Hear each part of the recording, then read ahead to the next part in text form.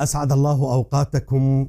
أهلا وسهلا بكم في أولى حلقات برنامج نجاحات. ولد في عام 1923 لأسرة من أصول صينية تتصف بعض الشيء بالغنى، ثم ذهب إلى بريطانيا لدراسة الحقوق في كلية كامبريدج، وتخرج منها في عام 1953 بتقدير امتياز مع مرتبة الشرف. عاد في 1953 إلى بلده وعمل في قطاع المحاماة، وكون مع زمرة من أصدقائه الذين درسوا معه في بريطانيا حزب استطاع أن يفوز في عام 1959 في الانتخابات لينتخب رئيس وزراء لدولته. هذه الدولة تقع في جنوب شرق آسيا، مساحتها 710 كيلومتر مربع، أي ما يعادل نصف مساحة العاصمة الأردنية عمان. بعد أن مارس مسؤولياته كرئيس الوزراء، فوجئ في عام 1965 بماليزيا تصدر قرار فك الارتباط مع دولته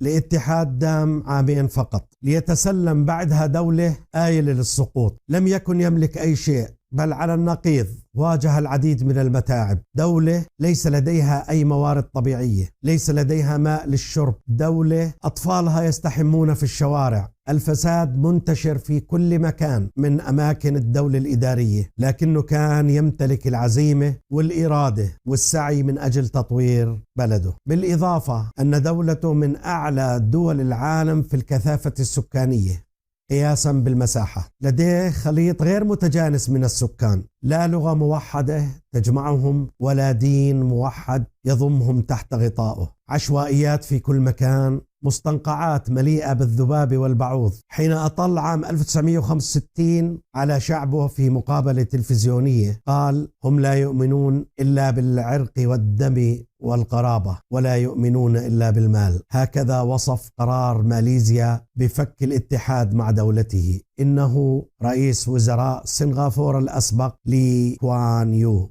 رجل في مقتبل العمر، هائم على وجهه هو ودولته في عالم لا يؤمن إلا بالقوة الاقتصادية والقوة العسكرية. في بداية حربه من أجل تطوير بلده جعل شعاره الأوحد استغلال كل الموارد إلى أبعد حد ممكن. ليس لديه موارد طبيعية، لكنه سيستغل الظروف ويستغل كل ما هو موجود من أجل تطوير البلد. إنه معجزة سنغافورة. كان يصف نفسه بمقاتل الشوارع، وبأنه رجل لا يعرف المستحيل أبدا. كان يقول: من المؤسف جدا أن تخضع لمن يحتل بلدك فقط لأنك بحاجة إلى الطعام والشراب. تعلمت من احتلال اليابان لبلدي أن القوة هي أصل كل شيء. أول ما توجه إليه في مشواره في تطوير بلده هو قطاع السياحة، فوضع قوانين تنظيمية لتنظيم العشوائيات في البناء لتجميل مظهر البلاد، ثم توجه إلى المشاريع التي من الممكن أن تكون بنية تحتية لقطاع السياحة. اهتم بالنظافة وبالمظهر العام للبلاد، ثم اتجه بعد ذلك إلى تطوير قطاع التعليم من أجل خلق جيل قادر على النهوض بالبلاد مع متطلبات العصر الحديث. ألغى كل الامتيازات التي من الممكن أن تكون هي السبب في التمييز بين شعبه على أساس اللغة أو العرق أو الدين. وضع خطة لتغيير المناهج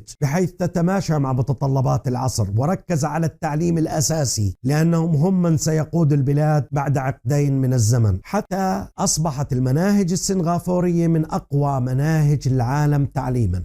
اتجه بعد قطاع التعليم إلى قطاع الاقتصاد لكي يبني بواكير اقتصاد قوي متين قادر على النهوض بالبلاد ومدها بالإيرادات. أول ما اتجه إليه هو تحديد النسل من أجل وقف النزيف الاقتصادي للدخل القومي. بعد ذلك توجه إلى بناء المصانع في كل المجالات وفي كل الاتجاهات، ثم بعد ذلك أنشأ هيئة التنمية الاقتصادية لكي يتعامل كل المستثمرين الأجانب مع جهة حكومية واحدة للحد من الفساد في قطاع الاستثمار، ومن أجل طمأنة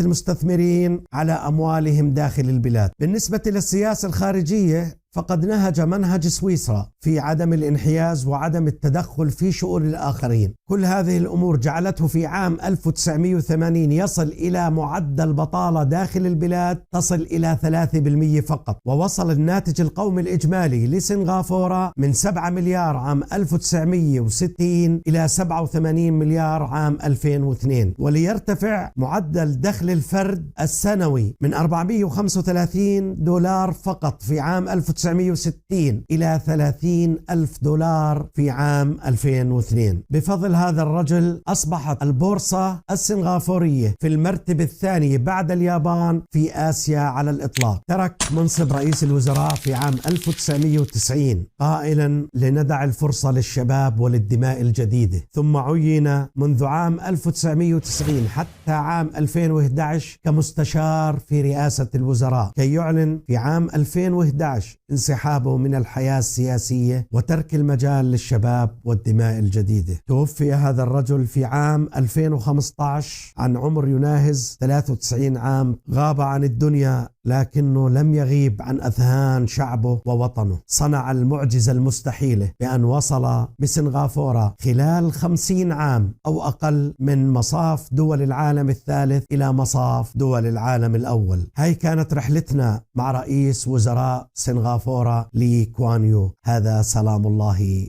عليكم.